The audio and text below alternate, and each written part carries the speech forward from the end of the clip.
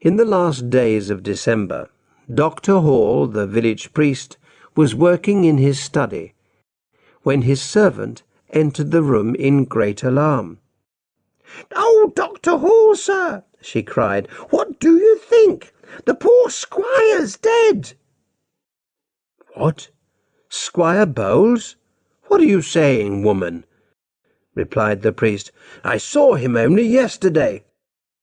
"Yes, sir, I know," said the servant, "but it's true. Mr. Wickham, the clerk, has just brought the news on his way to ring the church bell.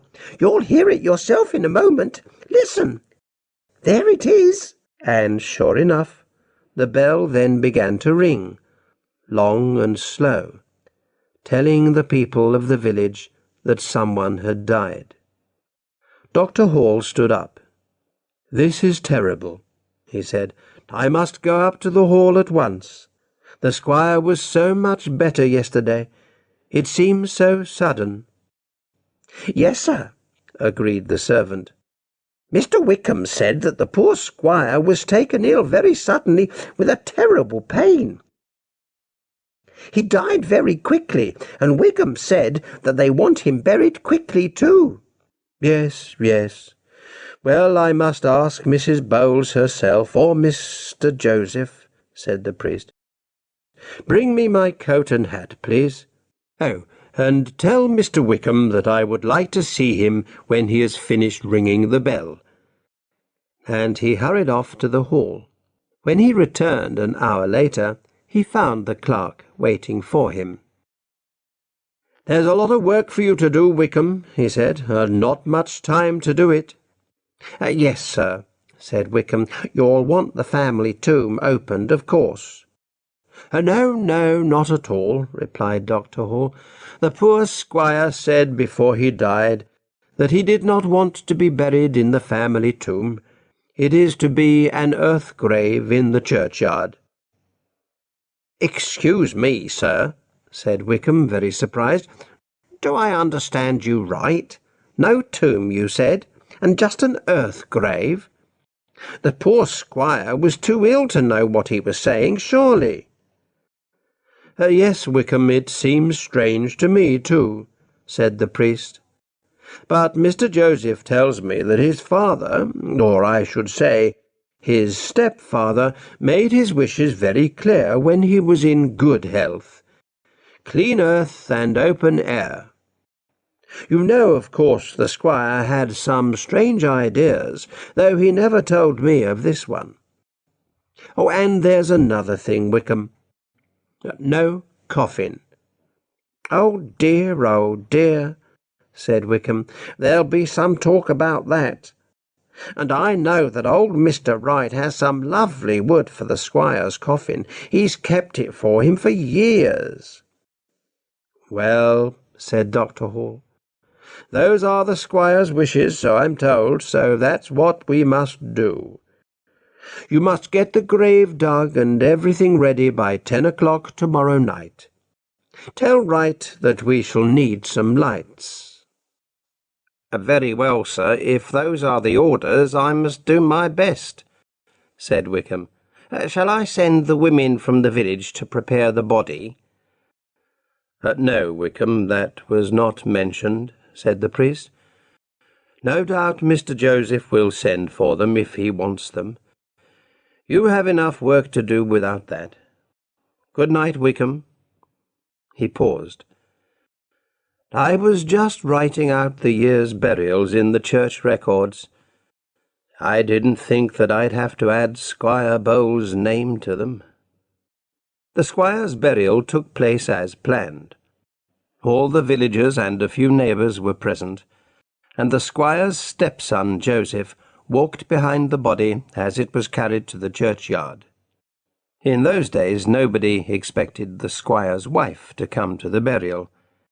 The squire had no family except his wife and stepson, and he had left everything to his wife. But what was everything?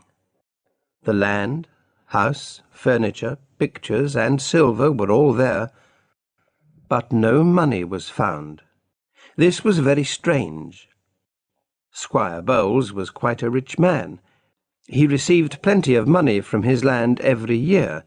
His lawyers were honest, but still there was no money. The squire had not been mean with his money. His wife had all she needed. He sent Joseph to school and university, and he lived well. But still he earned more money than he spent. Where was it? Mrs. Bowles and her son searched the house and grounds several times, but found no money. They could not understand it. They sat one evening in the library discussing the problem for the 20th time. "You've been through his papers again, Joseph, haven't you?" asked the mother. "Yes, mother, and I found nothing." "What was he writing the day before he died? Do you know? And why was he always writing to Mr. Fowler in Gloucester? You know, he had some strange ideas about what happens to a person's soul when he dies. He was writing to Mr. Fowler about it, but he didn't finish the letter. Here, I'll read it to you." He fetched some papers from the squire's writing table and began to read. "My dear friend, you will be interested to hear about my latest studies, though I am not sure how accurate they are.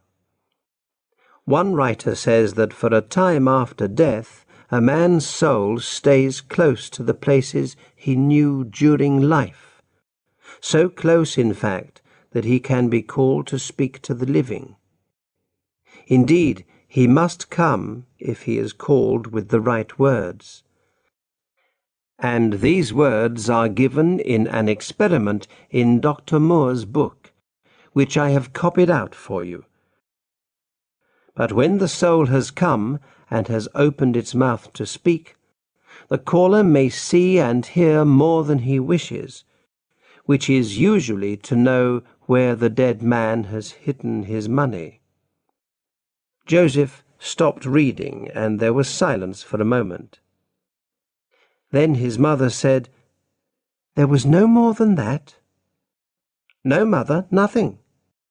"And have you met this Mr. Fowler?"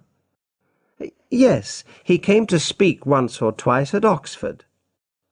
"Well," said the mother, "as he was a friend of the squire, I think you should write to him and tell him what has happened. You will know what to say, and the letter is for him after all." "You're right, mother," replied Joseph. "I'll write to him at once." And he wrote that same evening. In time, a letter came back from Gloucester, and with it a large packet. And there were more evening talks in the library at the Hall. At the end of one evening, the mother said, "Well, if you are sure, do it tonight. Go round by the fields where no one will see you. Oh, and here's a cloth you can use." "What cloth is it, mother?" asked Joseph. "Just a cloth," was the answer. Joseph went out by the garden door, and his mother stood in the doorway thinking, with her hand over her mouth. Then she said quietly, "It was the cloth to cover his face. Oh, I wish I had not been so hurried." The night was very dark, and a strong wind blew loud over the black fields, loud enough to drown all sounds of calling or answering, if anyone did call or answer. Next morning, Joseph's mother hurried to his bedroom. "Give me the cloth," she said. "The servants must not find it, and tell me, quick." Her son, sitting on the edge of the bed, with his head in his hands, looked up at her with wild, red eyes. "We have opened his mouth," he said. "Why, oh why, mother, did you leave his face uncovered?" "You know how hurried I was that day," she replied. "I had no time. But do you mean that you have seen it?" Joseph hid his face in his hands. "Yes, mother, and he said you would see it too. His mother gave an awful cry and caught hold of the bedpost.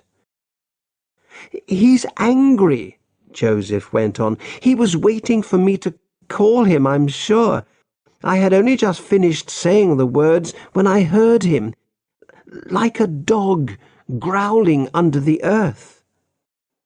He jumped to his feet and walked up and down the room. "And now he's free. What can we do? I cannot meet him again. I cannot take the drink he drank and go where he is. And I'm afraid to lie here another night. Oh, why did you do it, Mother? We had enough as it was." "Be quiet," said his mother through dry lips. "It was you as much as I. But why spend time talking? Listen to me. It's only 6 o'clock. Yarmouth's not far, and we've enough money to cross the sea. Things like him can't follow us over water. We'll take the night boat to Holland. You see to the horses while I pack our bags." Joseph stared at her. "What will people say here?" "You must tell the priest that we've learnt of some of the squire's money in Amsterdam, and we must go to collect it. Go, go. Or if you're not brave enough to do that, lie here and wait for him again tonight."